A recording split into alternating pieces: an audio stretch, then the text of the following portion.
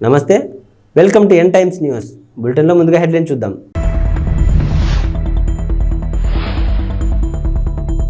వచ్చేసిన AP inter ఫలితాలు ఈసారి కూడా బాలికల టాప్.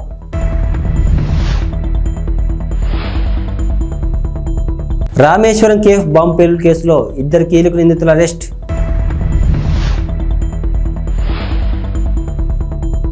సెంటిమెంట్ కారణంగానే గతంలో కేసీఆర్ గెలిచారు, రేవూరి ప్రకాష్ రెడ్డి.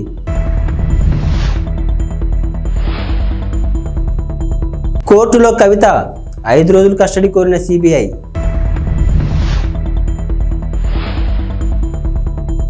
భద్రాద్రిలో 14న శ్రీరామ రక్షా స్తోత్రం ఆవిష్కరణ, నవమి నాడు భక్తులకు పంపిణీ. ఆంధ్రప్రదేశ్లో ఇంటర్మీడియట్ ఫలితాలు కాసేపటి క్రితం వెల్లడయ్యాయి. ఉదయం 11 గంటలకు తాడేపల్లిలోని ఇంటర్ బోర్డు కార్యాలయంలో బోర్డు కార్యదర్శి Saurabh Gaur inter first year, second year ఫలితాలను ఒకేసారి విడుదల చేశారు. ఫలితాల్లో ఈసారి కూడా భారీ ఖరీదు పైచేయి సాధించారు. ఫస్ట్ ఇయర్ పరీక్షలను 4 లక్షల మంది విద్యార్థులు రాయగా అందులో 67% మంది, సెకండ్ ఇయర్ పరీక్షలను 3 లక్షల మంది హాజరు కాగా 75% మంది ఉత్తీర్ణత సాధించారు. వొకేషనల్ పరీక్ష రాసిన 35,000 మందిలో 71% పాస్ అయ్యారు. బెంగళూరులోని రామేశ్వరం కేఫ్లో మార్చి 1న పేలుడుకు పాల్పడిన కీలక నిందితుడు ముస్తాబీర్ హుస్సేన్ సాజిబ్ను జాతీయ దర్యాప్తు సంస్థ శుక్రవారం అరెస్టు చేసింది. అతనితో పాటు సూత్రధారి అబ్దుల్ మతీన్ తాహాన్ కూడా ఎన్ఐఏ అదుపులోకి తీసుకుంది. కర్ణాటకలో 12, తమిళనాడులో 5, ఉత్తరప్రదేశ్లో 1 చోట ఇలా 3 రాష్ట్రాల్లోని 18 ప్రాంతాల్లో తనిఖీల అనంతరం నిందితులను అదుపులోకి తీసుకున్నట్లు ఎన్ఐఏ అధికార ప్రతినిధి ఒకరు తెలిపారు.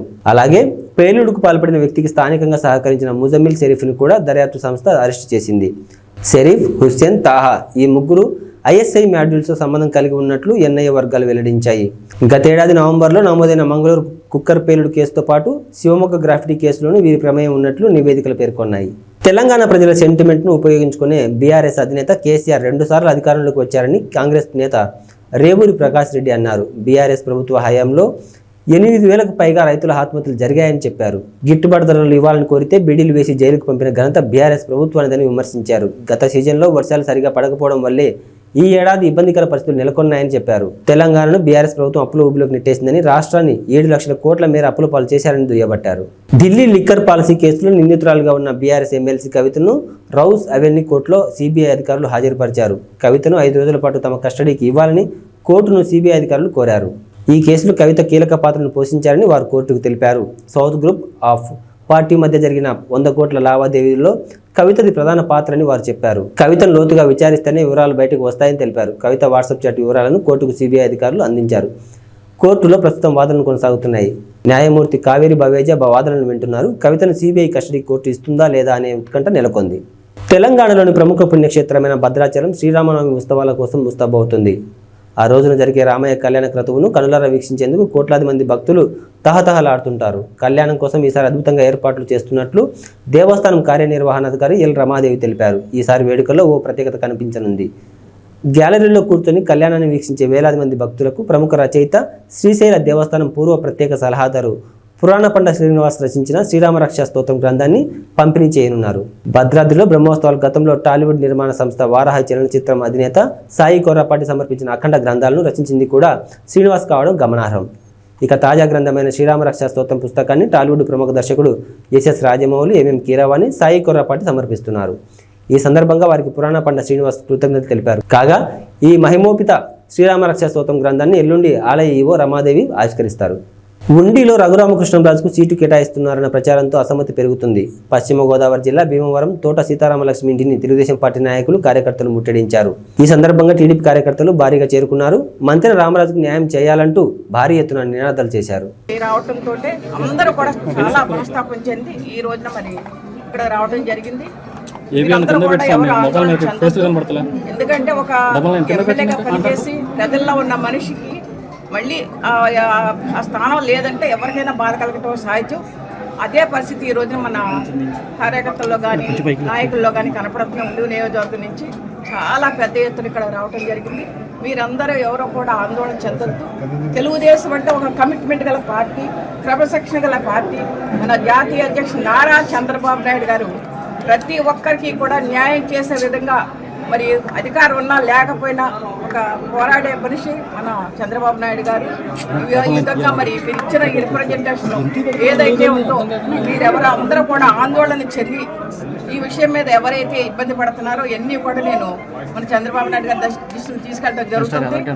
అలాగే మన తప్పనిసరిగా మనకి న్యాయం మేము ఉండి కాన్స్టిట్యున్సీకి న్యాయం జరుగుద్ది అని నేను తప్పనిసరిగా మీకు ఎందుకంటే చంద్రబాబు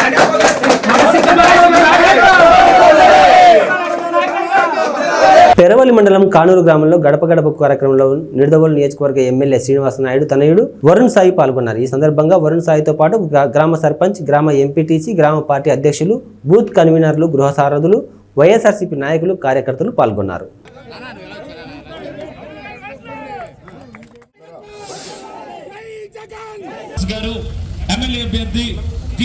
ఈరోజు మీ ముందుకి అమ్మా నమస్తే అమ్మా, నేను మన ఎంపీ అభ్యర్థి అమ్మా గూడూరు శ్రీనివాస్ గారు ఇద్దరం కూడా మీ ముందు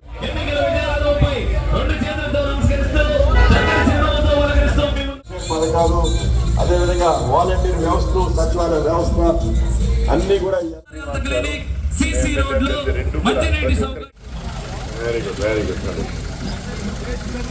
థ్యాంక్ యూ అమ్మా. బాగున్నారా అమ్మా? మీ దీవెనతో మళ్ళీ తప్పకుండా గెలిచి మీ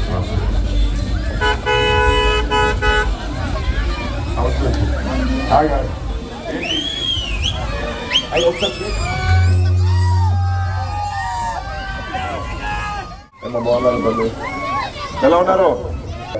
ఎంపీ ఎమ్మెల్యేగా గెలిచి వచ్చి ఈ పనులన్నీ పూర్తి చేస్తామమ్మా. అదేవిధంగా ఈ ట్రైన్ కూడా చెప్పడం జరిగింది. అయితే ఒక్కటి గమని, ఒక్కో మనిషికి 2 ఓట్లు ఇస్తారు. ఒకటి ఎంపీది, ఎంపీ ఓటు మొదటి ఓటు ఇస్తామా. రెండోది ఎమ్మెల్యే జగన్ ఓటు ఇస్తారమ్మా, జగన్ ఓటు రెండోది. రెండు కూడా ఫ్యాన్ గుర్తుకు ఓటేసి మన జగన్ గారి ముఖ్యమంత్రి చేసుకుంటాం.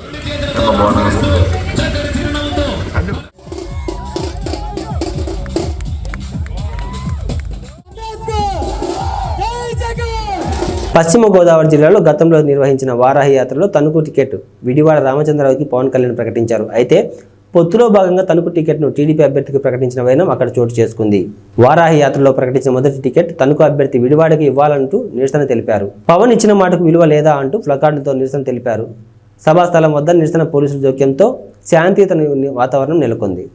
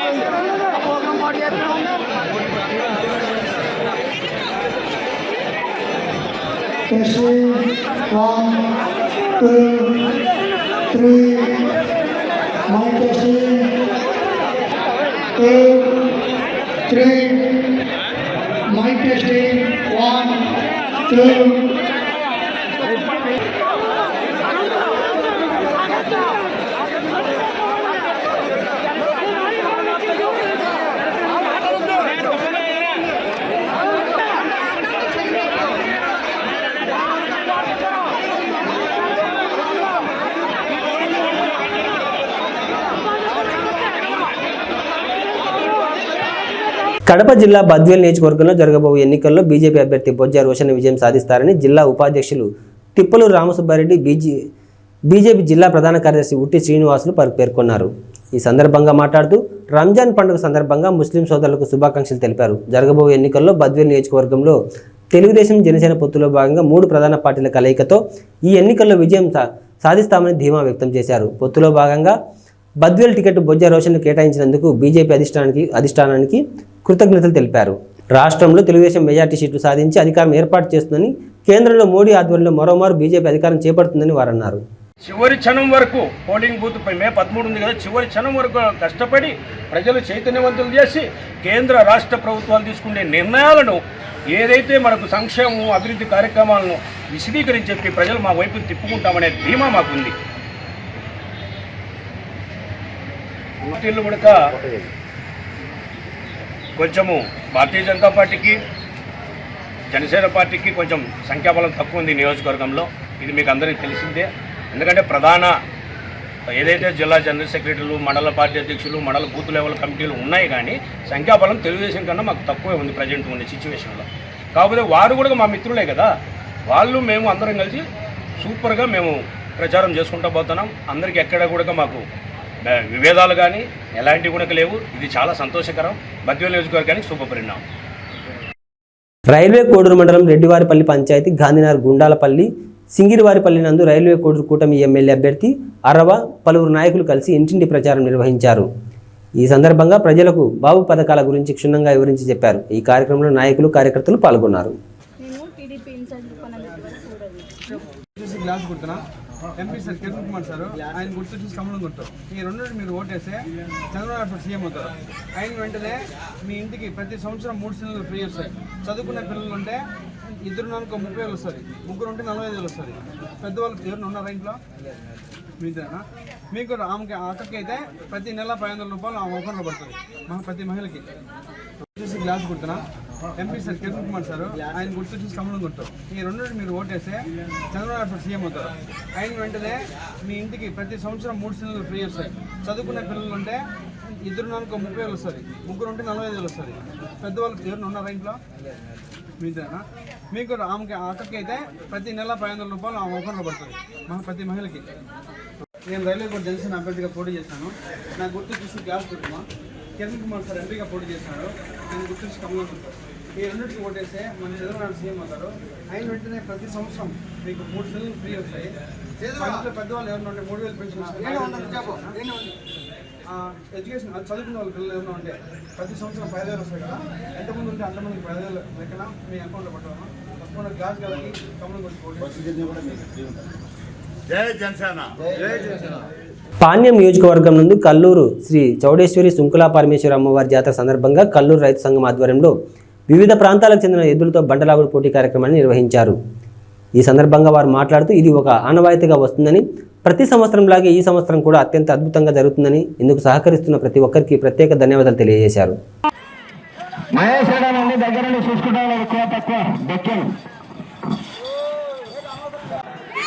అన్నదాత రామరెడ్డి తాత సంస్థాన్ అందరూ కూడా ప్రత్యేకంగా ధన్యవాదాలు.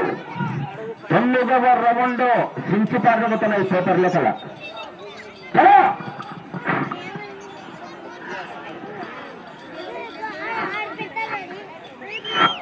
50 మళ్ళీ కిందనే 45 మొత్తం కొట్టాలని పెట్టినాడు. మళ్ళీ 7 వస్తుంది 95 కొట్టాడు స్టార్ట్.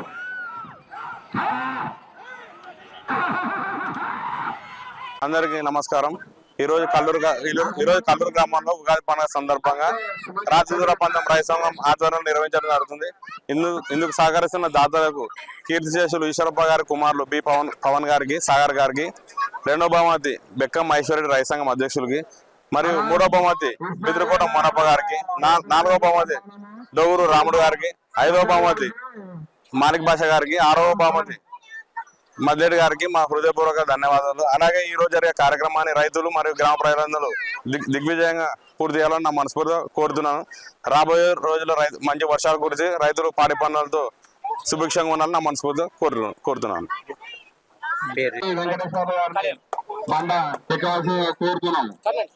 అందరికీ నమస్కారం. నా పేరు పవన్ కుమార్. కల్లూరు సుంకులా పరమేశ్వరి మరియు చౌడేశ్వరి దేవి ఉత్సవాల సందర్భంగా గత 40 సంవత్సరాలుగా కల్లూరులో ఈ బండలాగుడు పంద్యాలు నిర్వహించడం జరుగుతుంది. ఇంతకుముందు గిరిక పందాలు పెట్టేవారు పూర్వము. తర్వాత రాను కాలక్రమేణా అది బండలాగుడు ప్రోగ్రాంగా మారిపోయింది. దీన్ని మా నాన్నగారి శ్రీ పి ఈశ్వరప్ప గారు 40 సంవత్సరాల క్రితం దీన్ని మొదలు పెట్టారు. ఆయన చనిపోయిన తర్వాత కూడా గత 7 సంవత్సరాలుగా ఆ నవాయితీని కొనసాగిస్తూ ఆయన కుమారులమైనటువంటి మా అన్నగారు బి సాగర్ కుమార్ మరియు నా పేరు బి పవన్ కుమార్, మేము ఈ మొదటి బహుమతిని ఇవ్వడం జరుగుతుంది. ఈ కార్యక్రమాన్ని ఇంత పెద్ద ఎత్తున దీన్ని సక్సెస్ చేసినందుకు మా గ్రామ ప్రజలకు, రైతు సంఘం వారికి, కల్లూరు గ్రామ పెద్దలకు అందరికీ పేరు పేరున ధన్యవాదాలు తెలియజేసుకుంటున్నాము. అంతేకాకుండా ఈ కార్యక్రమానికి అన్నదానము మరియు మా పొద్దున టిఫిన్ కార్యక్రమము ఇదంతా దీనికి సహాయ సహకారాలు అందించినటువంటి శ్రీ అవధూత రామరెడ్డి తాత సంస్థాన్ వారికి ప్రత్యేకంగా ధన్యవాదాలు తెలియజేసుకుంటున్నాం. ఈ కార్యక్రమాన్ని ఇంత పెద్ద ఎత్తున ముందుకు తీసుకెళ్ళడానికి సహకరిస్తున్నటువంటి అందరికీ, అలాగే మీడియా వారికి కూడా స్పెషల్గా ధన్యవాదాలు తెలియజేసుకుంటున్నాం. Thank you.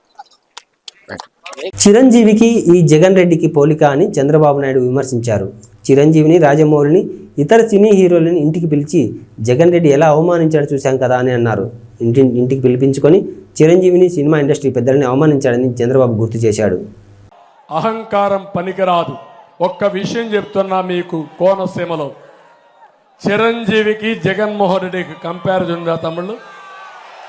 కంపారిజన్ ఉందా అని అడుగుతున్నా మిమ్మల్ని, ఉందా అని అడుగుతున్నా. చిరంజీవి కొన్ని సంవత్సరాలుగా చిత్రసీమలో రారాజుగా వెలిగినటువంటి వ్యక్తి. వారి యొక్క కళామ తల్లికి చేసిన సేవలు గుర్తుపెట్టుకొని కేంద్ర ప్రభుత్వం కూడా పద్మ విభూషణ్ ఇచ్చారా లేదా అని మిమ్మల్ని అడుగుతున్నా. అదే మరిగా Rajamouli one of the best director. ఆయన సినిమాలు తీశాడు, బాహుబలి ఇవన్నీ, త్రిబుల్-ఆర్ కూడా మన తీశాడు. ఆయనకు కూడా పద్మభూషణ్ ఇచ్చారు. అలాంటి మహామహుల్ని, సినిమా హీరోల్ని పిలిపించి ఇంటి దగ్గర అవమానం చేసిన విధానం ఒక్కసారి మీరు గుర్తుపెట్టుకోవాలి. నేను 14 సంవత్సరాల ముఖ్యమంత్రిగా ఉన్నా. ఏ నటుడు కూడా నేను అవమానం చేయలా. నటుల్ని గౌరవించిన సంస్కారం మాది. పవన్ కళ్యాణ్ గారి సినిమాలు వస్తే కనీసం సినిమాల్లో ఆడడానికి రేట్లు కూడా ఇవ్వని దుర్మార్గుడు ఈ జగన్మోహన్ రెడ్డి. అంటే మనమందరం ఆయనకు బానిసలు కాబట్టి ఆయనకు ఊడిగం చేస్తే మన సినిమాకు రేట్ ఇస్తాడు. వీళ్ళ అబ్బా సొత్తు, వీళ్ళ నాయన సొత్తు అనుకున్నాడు. అలాంటిది చిరంజీవి గారిని, సినిమా ఇండస్ట్రీ మొత్తాన్ని అవమానం చేసిన వ్యక్తి, అహంకారైనటువంటి వ్యక్తి ఈ దుర్మార్గుడు. కానీ పవన్ కళ్యాణ్ గారిని నేను అభినందిస్తున్నా, బాలకృష్ణని అభినందిస్తున్నా. నీ సినిమాలు ఏమైనా చేసుకో, ఆడగనకపోతే చూసుకుంటాం, నాకు మెరిట్ ఉంటే ఆడతాయని చెప్పిన వ్యక్తులు పవన్ కళ్యాణ్ గారు అని చెప్పి కూడా నేను మీకు తెలియజేస్తున్నా. ఒక సంస్కారం ఉండాలి, కుసంస్కారం మంచిది కాదు. అందుకే మీరు ఆలోచించుకోవాలి. సంస్కారం లేని వాళ్ళు అదే అంటారు పెద్దవాళ్ళు సుభత్ శతకంలో, సునకాన్ని తీసుకుపోయి సింహాసనం పైన కూర్చొని పెడితే దాని బుద్ధి మారదని. అదే జరిగింది రాష్ట్రంలో.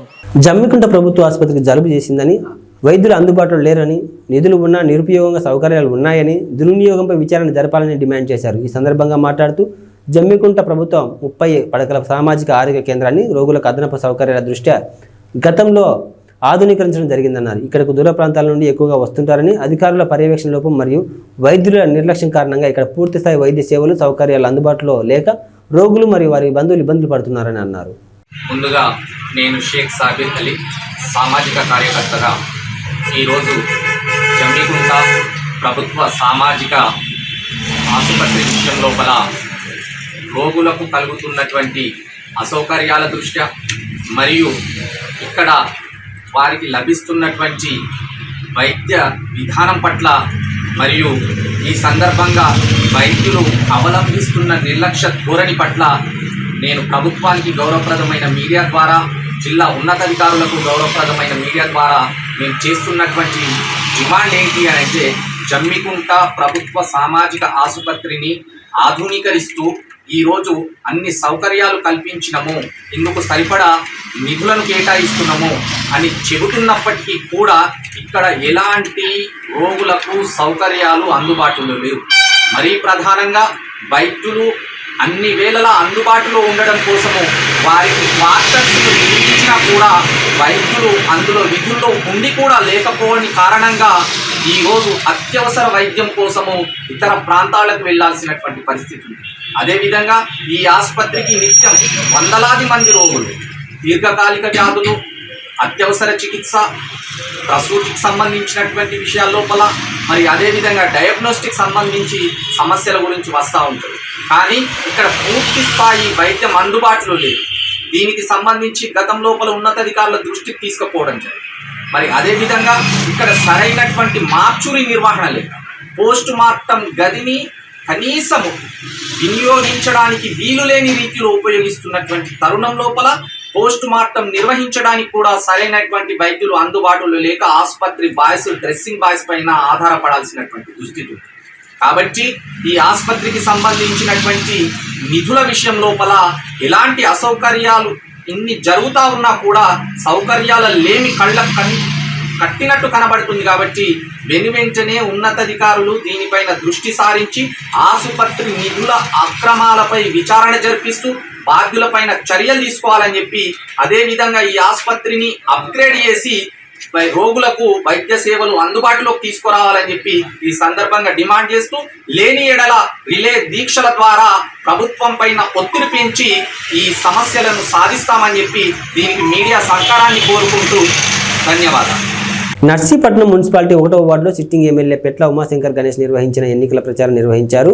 ఈ సందర్భంగా అడుగడుగున హారతులు పడుతూ పూల వర్షం కురిపిస్తూ అపూర్వ స్వాగతం పలికారు. పెద్ద సంఖ్యలో వార్డు ప్రజలు ఎమ్మెల్యే గణేష్ వెంట నడిచారు. ప్రతి ఇంటి ముందుకు వైసీపీ అభ్యర్థి గణేష్ వెళ్లి ప్రజలను వచ్చే ఎన్నికల్లో గెలిపించమని అభ్యర్థించారు. తన గెలుపుకు సహకరించమని కరపత్రాలను పంపిణీ చేశారు. వచ్చే ఎన్నికల్లో తనను మరోసారి ఎమ్మెల్యే గెలిపిస్తే నియోజకవర్గం అభివృద్ధికి మరింత కృషి పాటుపడతానన్నారు. కార్యక్రమంలో నాయకులు పాల్గొన్నారు.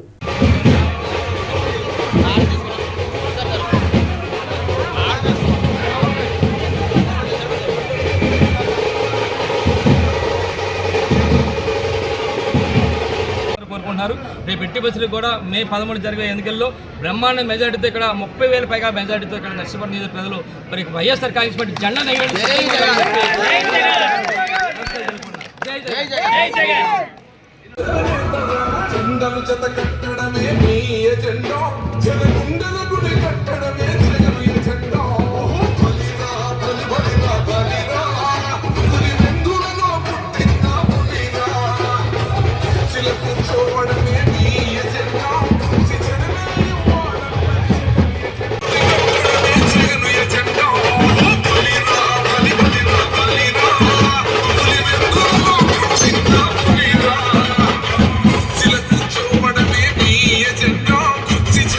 చూసాం. నిన్న 4వ వార్డులో తిరిగాం, రాత్రి 10 గంటల వరకు తిరిగాం. అంటే ఎంత విపరీతం అంటే బ్రహ్మాండంగా జగనన్న ముఖ్యమంత్రి చేసుకోవాలని చెప్పి ప్రతి ఒక్కరు కూడా ప్రతి ఇంటి దగ్గర నుంచి కూడా బయటకు వచ్చి మరి జగనన్న ముఖ్యమంత్రి చేసుకోవాలని చెప్పి పెద్ద ఎత్తున నిరాధనలు పలికారు రాత్రి కూడా. అదేవిధంగా ఇప్పుడు ఉదయం నుంచి కూడా 1వ వార్డులో కూడా మరి బ్రహ్మాండంగా చేస్తాం. ఎందుకంటే ఈరోజు చూస్తే ఈ వార్డులో మరి గత తెలుగుదేశం ప్రభుత్వంలో చేయలేని రోడ్లన్నీ కూడా ఈరోజు బ్రహ్మాండం రోడ్లు కూడా ఇక్కడ వేసాం. అంటే ఒక 5 సంవత్సరాలు మాకు టైం ఇస్తేనే బ్రహ్మాండం రోడ్లు వేసామన్న సంగతి మీ ద్వారా తెలియపరుస్తూ ఒకసారి అందరూ తెలియపరచాలి. నిన్న మొన్న మరి అయ్యన్న పత్రిక మాట్లాడుతూ ఉంటాడు, చాలా పెద్ద మాట్లాడతాడు. నేను అవినీతి పరుని కాదు, ఒక్క పైసా చేయలేదు అని చెప్పి అంటాడు. ఈరోజు ఆయన అవినీతి పరుడా కాదని చెప్పి ఈరోజు మన నర్సీపట్నం నియోజకవర్గం కాదు రాష్ట్ర వ్యాప్తంగా ప్రజాపం చేశారు. కొన్ని వందల కోట్ల రూపాయలు తెలుగుదేశం పార్టీ హయాంలో మరి తెలుగుదేశం ప్రభుత్వంలో మంత్రిగా చేసి కొన్ని వందల కోట్ల రూపాయలు ఒక 200 ఎకరాల రిసార్ట్స్ కానీ 100 ఎకరాల బినామీలు కానీ కొన్ని పెద్ద పెద్ద బిల్డింగ్స్ కానీ ఇలాగా ఎన్నో వందల కోట్ల రూపాయలు మరి ఆస్తిపరుడు. ఈరోజు నిన్న కూడా చెప్పాను నేను 1994లో అందరూ డబ్బులు కూడి ఒక జీప్ ఇస్తే ఈరోజు ప్రతి ఇంటికి కూడా జీప్ ఇచ్చే పరిస్థితి అయిన పద్ధతికి వచ్చిందని చెప్పి నిన్న కూడా చెప్పడం జరిగింది. మరి నేను ఒకటి చెప్పాలి, ఇందులో మెయిన్ ముఖ్యంగా ఒక స్కామ్ కూడా ఉంది. తెలుగుదేశం ప్రభుత్వ హయాంలో 2015లో నారావారి లెక్కర్ స్కామ్ అని ఒక లెక్కర్ స్కామ్ ఉంది. ఇదేంటంటే తెలుగుదేశం ప్రభుత్వ హయాంలో అసలు ఎక్సైజ్ పాలసీనే మార్చేసి ఈయనకి ఒక విశాఖ డెస్టిలరీస్ అని చెప్పి ఒక మందుల ఫ్యాక్టరీ ఉంది. మందు ఫ్యాక్టరీ అంటే అక్కడి నుంచి మందు తయారయ్యి మరి బీర్లు ఫ్యాక్టరీకి వెళ్తుంటుంది ఇక్కడ పందిరిపాలెంలో. మరి ఆ రోజు 5 సంవత్సరాల కాలంలో సుమారుగా 1300 కోట్ల రూపాయలు మన రాష్ట్ర ప్రభుత్వానికి నష్టం తెలిసే విధంగా చంద్రబాబు నాయుడు ఈయనకి మరి కొంతమందికి మరి ఈ విధంగా చేసి సుమారుగా 100 కోట్ల రూపాయలు ఆ రోజు దోపిడీ చేసిన దోపిడీ దొంగ ఈ అయ్యన్న పద్ధతి అని చెప్పి సందర్భంగా తెలియపరుస్తాను. అంటే ఇలాంటి స్కాములు చేసి పెద్ద చేసి ఈరోజు పెద్ద కబుర్లు చెప్తుంటే మాకు చాలా సిగ్గేస్తుంది. నువ్వు వాళ్ళ గురించి నీ కొడుకు నీ మరుగుజ్జు కొడుకు మరీ మాట్లాడతాను. నీకు ఒకటే చెప్తాను, అయ్యన్న పద్ధతి కానీ నీ మరుగుజ్జు కొడుకు కానీ చెప్పేది ఏంటంటే మీరు ఎన్ని చెప్పినా సరే ఈరోజు రాష్ట్ర ప్రజలు కానీ ముఖ్యంగా నర్సీపట్నం ప్రజలు నమ్మే పరిస్థితులు లేరు. మీరు ఎన్ని దోపిడీలు చేశారో, ఎన్ని దౌర్జన్యాలు చేశారో, ఎన్ని రౌడీలు చేశారో ఈ రాష్ట్ర ప్రజలు కానీ ముఖ్యంగా నర్సీపట్నం ప్రజలందరూ కూడా చేసు. మీరు ఎన్ని పొర్లి దండాలు పెట్టినా సరే అలా దండాలు పెట్టుకుంటూ అల్లిపోటు పోవాలి తప్ప ఇక్కడ నర్సీపట్నం ప్రజలు మరి రేపు బట్టలు తీసి కొట్టే పరిస్థితి మీ ఇద్దరికి కూడా అక్కడ అయ్యన్న పద్ధతి కానీ వాళ్ళ కొడుకు మరుగుజ్జు పద్ధతి కూడా వస్తుందని చెప్పి సందర్భం తెలియపరుస్తూ ఇవి బులెటిన్ విశేషాలు. మరో బులెటిన్లో మళ్ళీ కలుద్దాం. అంతవరకు సెలవు. నమస్తే.